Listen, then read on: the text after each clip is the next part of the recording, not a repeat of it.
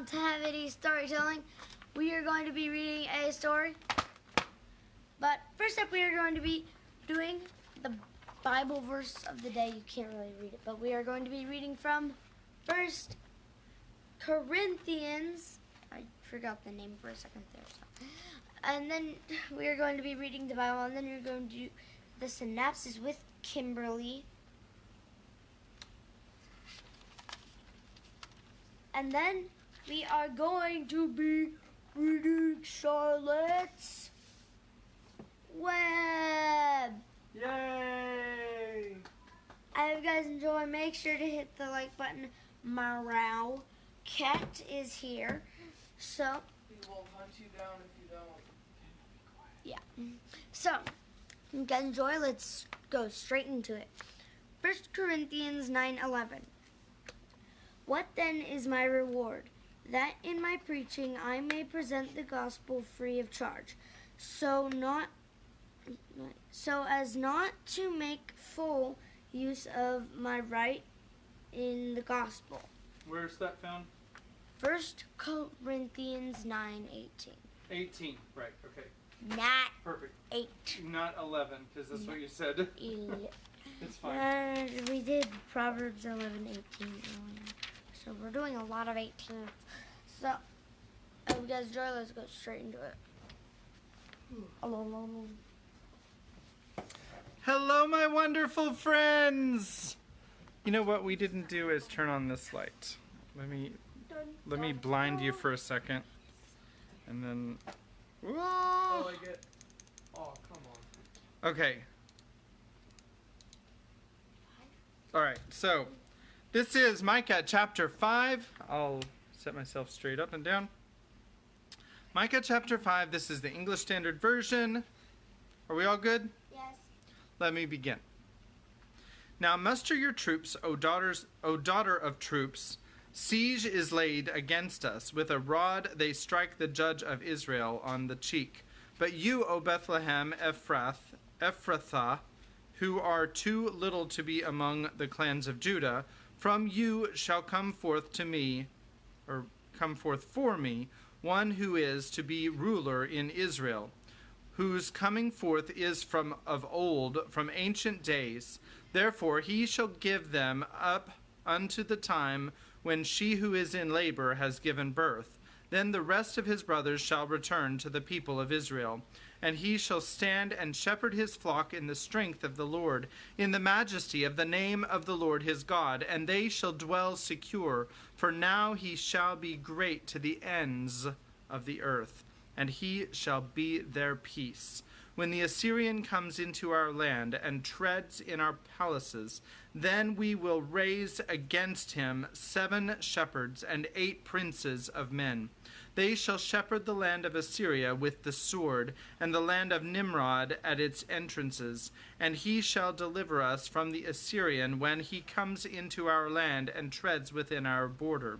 Then the remnant of Jacob shall be in the midst of the peoples, like dew from the Lord, like showers on the grass, which delay not for a man, nor wait for the children of man. And the remnant of Jacob shall be among the nations, in the midst of many peoples, like a lion among the beasts of the forest, like a young lion among the flocks of sheep, which when it goes through treads down and tears in pieces, and there is none to deliver. Your hand shall be lifted up over your adversaries, and all your enemies shall be cut off. And in that day, declares the Lord, I will cut off your horses from among you, and will destroy your chariots. And I will cut off the cities of your land, and throw down all your strongholds. And I will cut off sorceries from your hand, and you shall have no more tellers of fortune. And I will cut off your carved images, and your pillars from among you, and you shall bow down no more to the work of your hands, and I will root out your Asherah images from among you, and destroy your cities. And in anger and wrath I will execute vengeance on the nations that did not obey. That is the end of Micah chapter 5. We will read Micah chapter 6 next time. Yes? Are they talking about David or Jesus? Well, they're not talking about David because David was in the past. Right. When this was written. They're so probably talking about when they're talking about Bethlehem, I think that it might have to do with Jesus. I would have to do a lot of searching into the text and looking at what the context is actually saying. But it sounds a lot like Jesus here. He shall stand and shepherd his flock in the strength of the Lord, in the majesty of the name of the Lord his God, and they shall dwell secure, for now he shall be great to the ends of the earth, and he shall be their peace. That sounds a lot like Jesus to me. So, yes. I have another point. It said there will be no more fortune tellers, and I kind of thought, hey, isn't like the entire job of a weather person is to tell what's going to happen in the future? That has to do with science. No, that's I kind of thought. kind of like science. I kind of thought that they kind of are telling the future. All right, so we have 2 chapters to read in Charlotte's Web. The first one is first we're going to do the synopsis. So the crickets, that chapter, basically there were crickets, and they told everybody that it was fall, summer was over.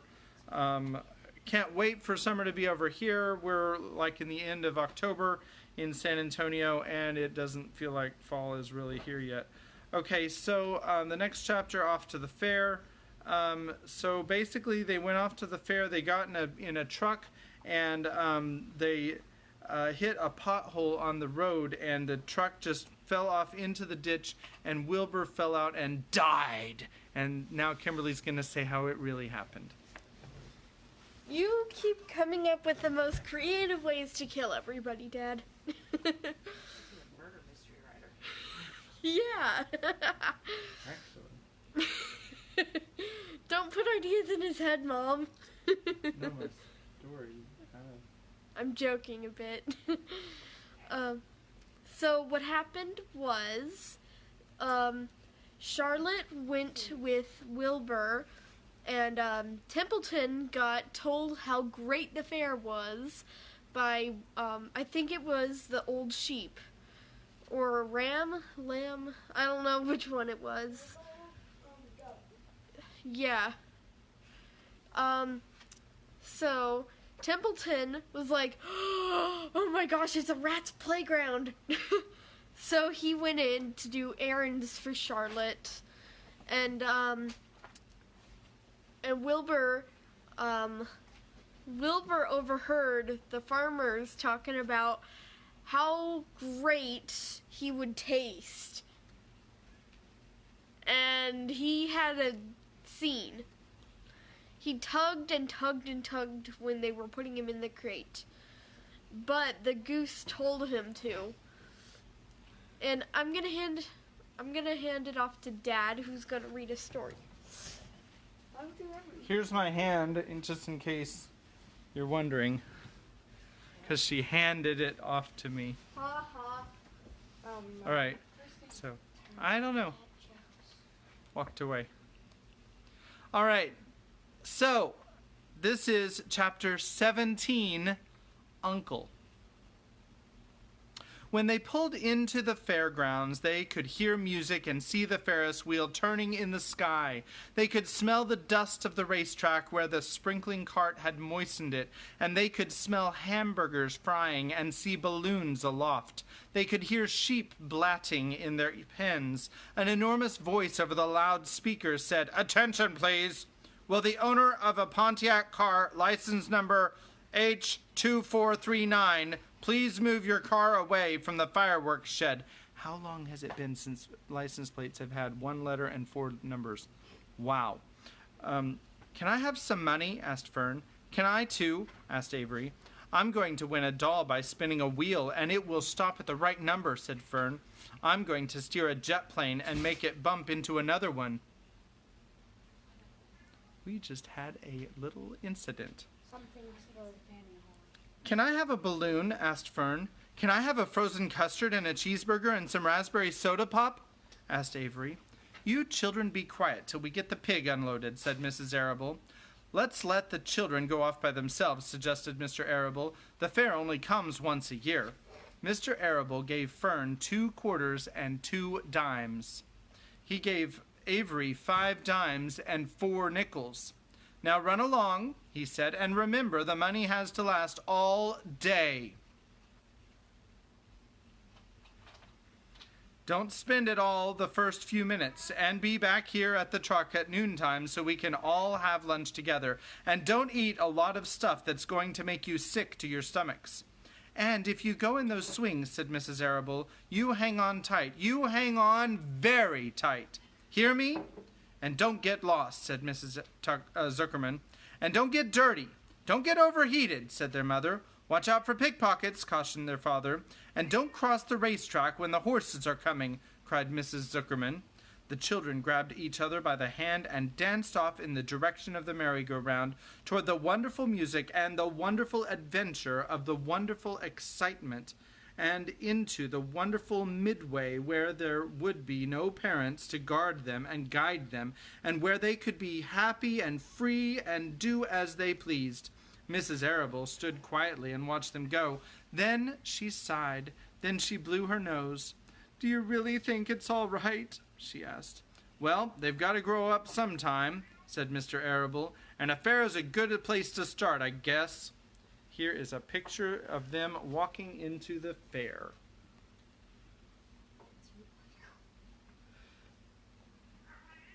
That's cool. While Wilbur was being unloaded and taken out of his crate and into his new pig pen, crowds gathered to watch. They stared at the sign, "Zuckerman's Famous Pig." Wilbur stared back and tried to look extra good. He was pleased with his new home. The pen was grassy. It was shaded from the sun by the shed roof. Charlotte, watching her chance, scrambled out of the crate and climbed a post to the underside of the roof. Nobody noticed her. Templeton, not wishing to come out in broad daylight, stayed quietly under the straw at the bottom of the crate. Mr. Zuckerman poured some skim milk into Wilbur's trough, pitched clean straw into his pen, and then he and Mrs. Zuckerman and the Arables walked away toward the cattle barn to look at purebred cows and to see the sights. Mr. Zuckerman particularly wanted to look at tractors. Mrs. Zuckerman wanted to see a deep freeze. Lurvy wandered off by himself, hoping to meet friends and have some fun on the midway. As soon as the people were gone, Charlotte spoke to Wilbur. "It's a good thing you can't see what I see," she said. "What do you see?" asked Wilbur. "There's a pig in the next pen, and he's enormous. I'm afraid he's much bigger than you are." "Maybe he's older than I am, and has had more time to grow," suggested Wilbur. Tears began to come to his eyes. "I'll drop down and have a closer look," Charlotte said. Then she crawled along a beam till she was directly over the next pen. She let herself down on a drag line until she hung in the air just in front of the big pig's snout. "May I have your name?" she asked politely. The pig stared at her. "No name," he said in a big, hearty voice. "Just call me Uncle." "Very well, Uncle," replied Charlotte. "What is the date of your birth? Are you a spring pig?" "Sure, I'm a spring pig," replied Uncle. "What did you think I was, a spring chicken?" "Ha ha! That's a good one, eh, sister?" "Mildly funny," said Charlotte. "I've heard funnier ones, though. Glad to have met you, and now I must be going." She ascended slowly and returned to Wilbur's pen. "He claims he's a spring pig," reported Charlotte, "and perhaps he is. One thing is certain, he has a most unattractive personality. He is too familiar, too noisy, and he cracks weak jokes. Also, he's not anywhere near as clean as you are, nor as pleasant. I took quite a dislike to him in our brief interview. He's going to be a hard pig to beat, though, Wilbur, on account of his size and weight. But with me helping you, it can be done." Here is a picture of the other pig named Uncle. Yeah, it does look big and hairy. "When are you going to spin a web?" asked Wilbur. "This afternoon, late, if I'm not too tired," said Charlotte. "The least thing tires me these days. I don't seem to have the energy I once had. My age, I guess." Wilbur looked at his friend. She looked rather swollen, and she seemed listless.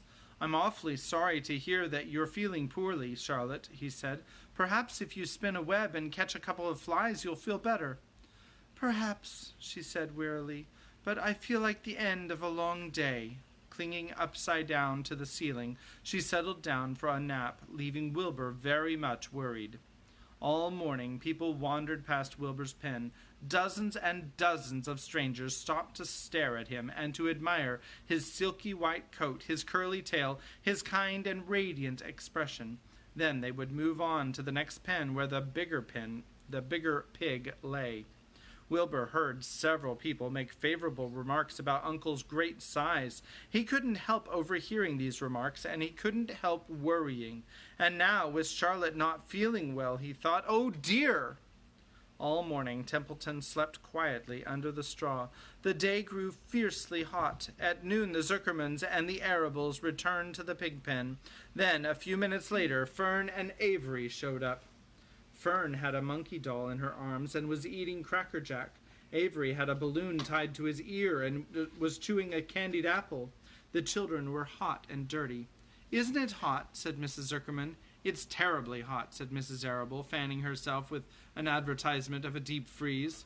One by one they climbed into the truck and opened lunch boxes. The sun beat down on everything. Nobody seemed hungry. "When are the judges going to decide about Wilbur?" asked Mrs. Zuckerman. "Not till tomorrow," said Mr. Zuckerman. Lurvy appeared, carrying an Indian blanket that he had won. "That's just what we need," said Avery. "A blanket."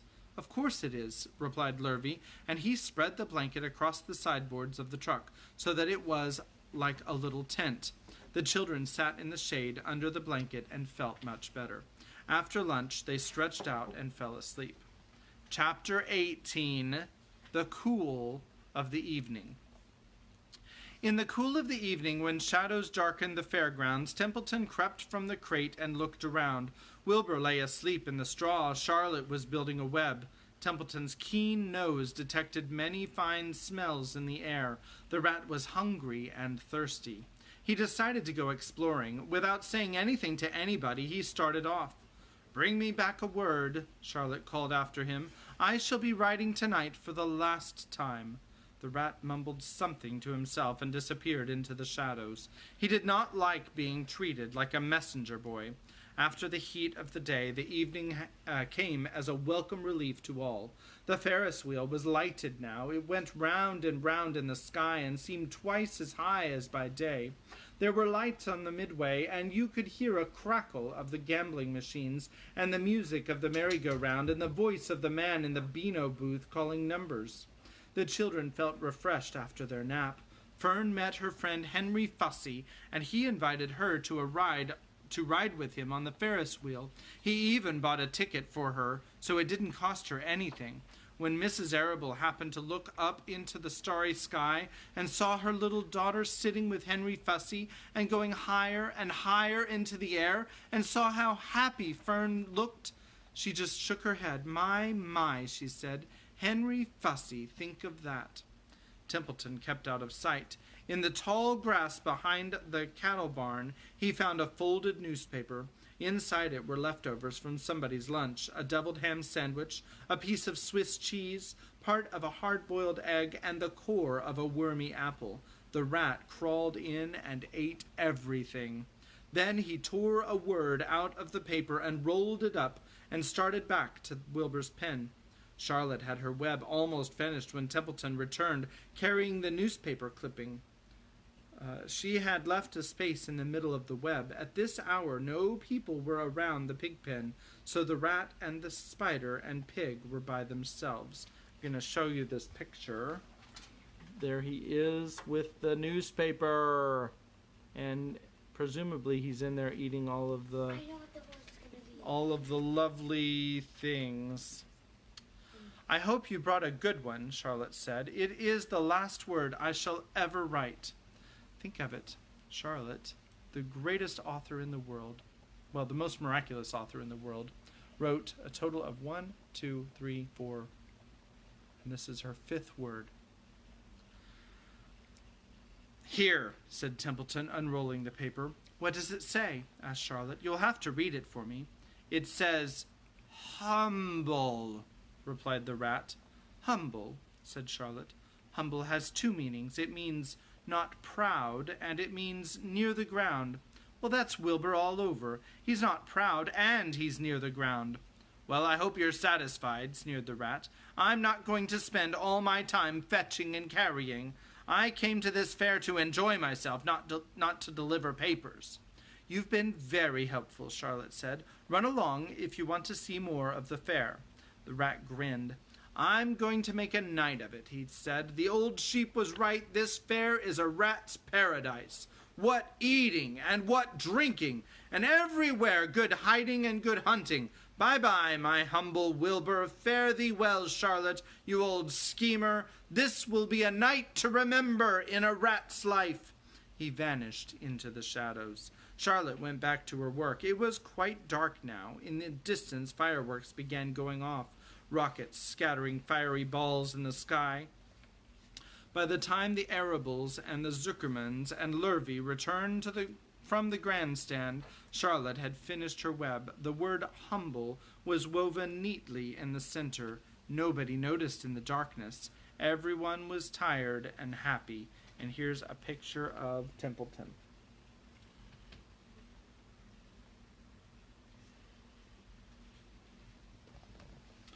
Fern and Avery climbed into the truck and lay down.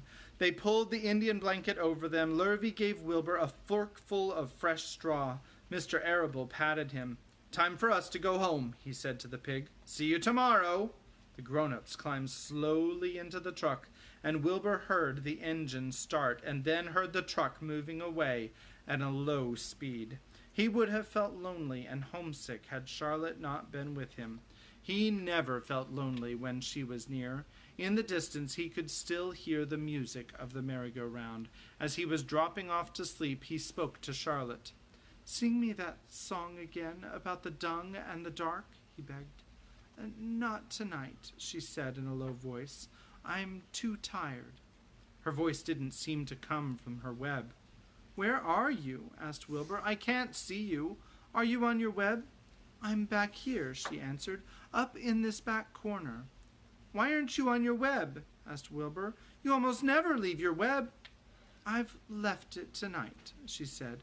Wilbur closed his eyes. Charlotte, he said after a while, do you really think Zuckerman will let me live and not kill me when the cold weather comes? Do you really think so? Of course, said Charlotte. You are a famous pig, and you are a good pig. Tomorrow you will probably win a prize. The whole world will hear about you. Zuckerman will be proud and happy to own such a pig. You have nothing to fear, Wilbur, nothing to worry about. Maybe you'll live forever, who knows? And now, go to sleep. For a while there was no sound, then Wilbur's voice. What are you doing up there, Charlotte? Oh, I'm making something, she said. Making something, as usual. Is it something for me? Asked Wilbur. No, said Charlotte. It's something for me, for a change. Please tell me what it is, begged Wilbur. I'll tell you in the morning, she said, when the first light comes into the sky and the sparrows stir and the cows rattle their chains, when the rooster crows and the stars fade, when the early cars whisper along the highway. You look up here and I'll show you something. I will show you my masterpiece. Before she finished the sentence, Wilbur was asleep. She could tell by the sound of his breathing that he was sleeping peacefully deep in the straw. Miles away at the Arable's house, the men sat around the kitchen table eating a dish of canned peaches and talking over the events of the day. Upstairs, Avery was already in bed and asleep. Mrs. Arable was tucking Fern into bed. Did you have a good time at the fair? She asked as she kissed her daughter. Fern nodded. I had the best time I've ever had in anywhere or any time in all my whole life. Well, said Mrs. Arable, isn't that nice? And that is the end of chapter 18. Chapter 19 we'll read tomorrow. So the plan is we've got tomorrow and Tuesday. We'll be able to finish the book on Tuesday, reading 2 chapters a day. And the last chapter is a little bit longer than most of the other chapters, but I think we'll be all right. Okay, so thank you for joining me on Heavy D Storytelling. I don't have any art galleries coming right away, so here comes JJ. I don't know. Here he is. I don't have anything to art gallery. I just wanted to end the live stream because I never get to do that. I hope you guys. Okay. True. I hope you guys enjoyed. And if you didn't see the last video, Watch it. yeah, watch it. So if you guys enjoy, see ya.